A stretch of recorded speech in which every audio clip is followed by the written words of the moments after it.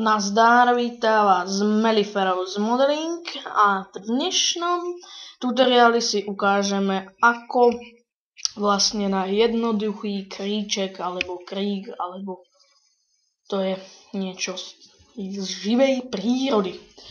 Takže aby sme tu nezabíjali čas, tak sa pustíme do toho. Vytvoríme si gulu, na ktorej si zväčšíme segmenty na povedzme 75. Zoberieme si ďalšiu gulu a to takže dáme CTRL-C, CTRL-V, posunieme ju viac vľavo a jej polomer dáme na 125 cm, čiže vlastne zväčšíme ju.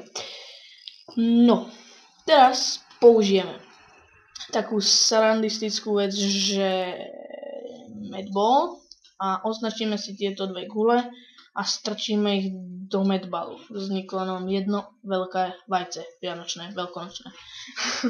A teraz si dáme medball a pevnosť plášťa zväčšíme na povedzme 250. 300, nie, 200. 300 bude lepšie. To je iba preview, to nič neznamená. Vyzerá to ako pingvín. Nie, toto si posunieme trošičku vyššie a nejak to takto spojíme, alebo si to ešte nejak... Dobre, teraz si tieto dve gule prevedieme na... Túto si prevedieme na meniteľný objekt, buď C alebo ťukneme sem. Teraz si ju proste jednoducho... No, nie. Radšej si ju tam neprevedieme, lebo to nie je bohužiaľ dobré. Takže necháme si to takto. Mohlo by to pripomínať kríček, no snáď aj hej. Túto gulu si ešte zväčšíme povedzme na tých 150. No, na začiatok by to mohol byť kríček snáď. Tak, dobre. Necháme si tento náš zatiaľ kríček na pokoji. Zavrieme si, zmenšíme si medball. Ťukneme na toto kolienko. Dáme tavenie. Môžeme skúsiť aj tavenie. To je vlastne taká hra s vecami, no sila, polomer, nie, to treba zmenšiť.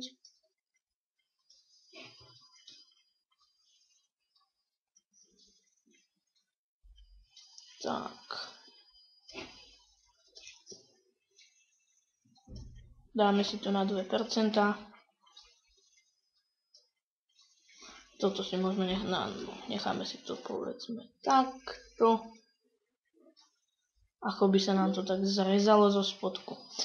No, takže ešte si sem aplikujeme, tieto srandy si dáme popod, nech to máme prehľadnejšie, aplikujeme si tam skroucenie, alebo teda skrútenie.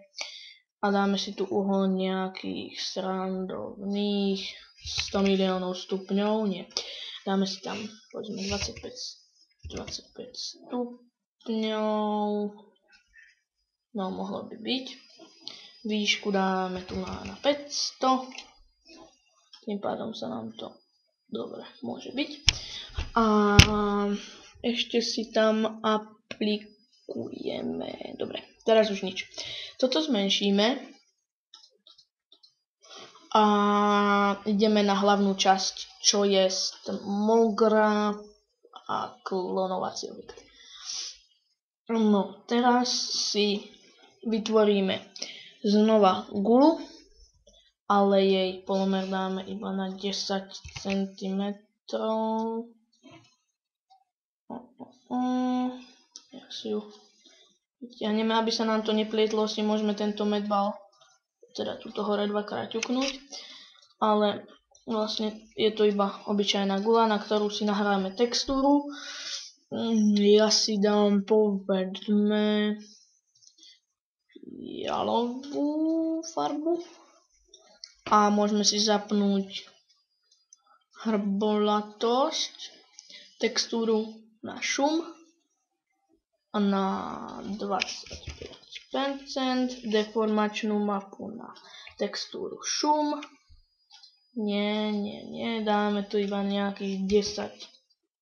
25. Dobre, povedzme 25%. To by bolo o textúre, ktorú hodíme na kulu.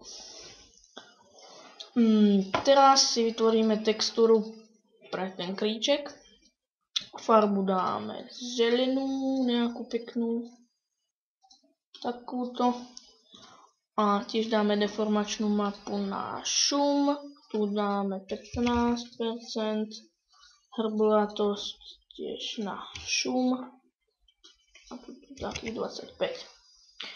Tak, toto by mohlo stačiť, teraz si znovu ťuknem sem, zobrali sa mi toto a na ten medball si natiahnem zelenú.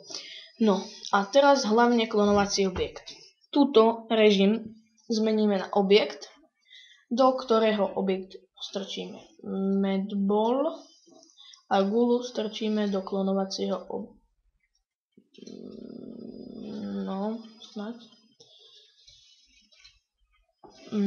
Áno. Teraz vidíme, že sa nám tie gula akoby sťaby rozliezli po tom krnku.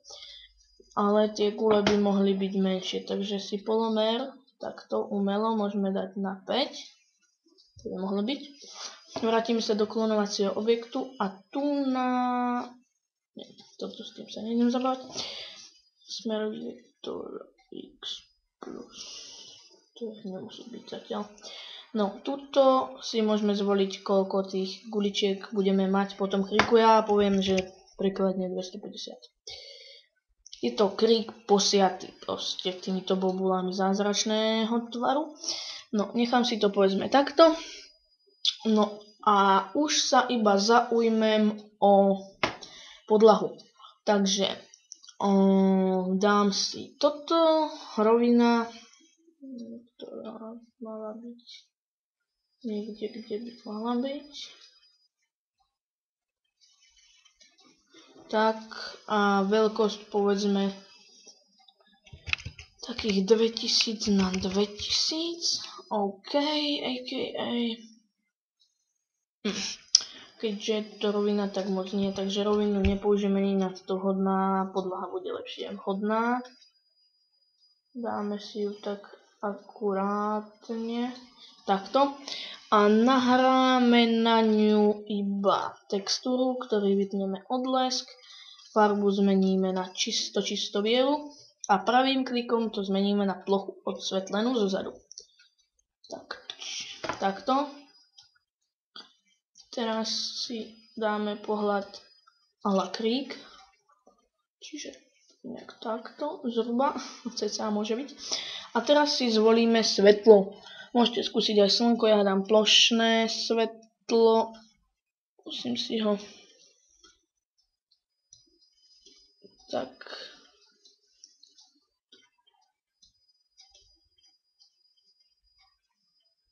No, mohlo by byť. A teraz nastavenie renderingu. Takže efekty. Použijeme efekt globálnu ilumináciu zatiaľ. Detaily dáme na úplné, ale nemusíme, iba môžeme. A vyhľadzovanie dáme nie na geometriu, ale najlepšie.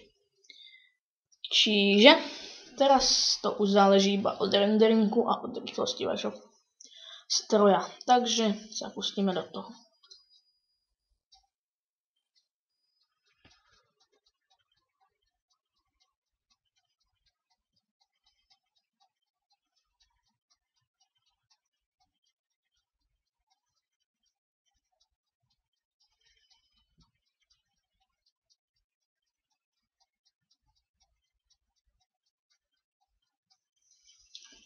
No, takže vznikol nám krík, ktorý je dosť zle osvetlený a dosť bujne pokrkvaný. Takže krkvanie dáme na menej percent, povedzme na tých 10. Deformačnú mapu dáme tiež na takých 10.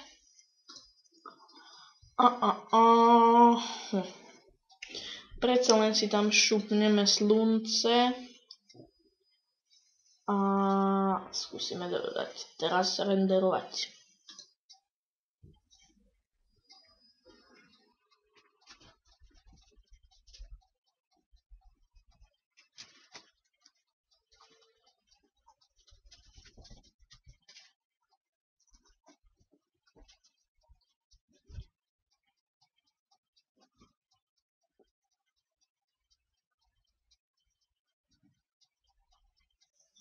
No, teraz je to už lepšie. Ten krík by mohol mať možno trošku tmavšiu farbu, ale to si už doladíte sami, to není problém. A preto je to pozadie ružové, že tu teplota je na ružovom, takže teraz by to bolo už lepšie. No ale to ja už nechám na vás a teda ďakujem za zhliadnutie tutoriálu. Ak chcete, zanechajte po sebe nejaké stopy v obraznom pomenovaní like, koment.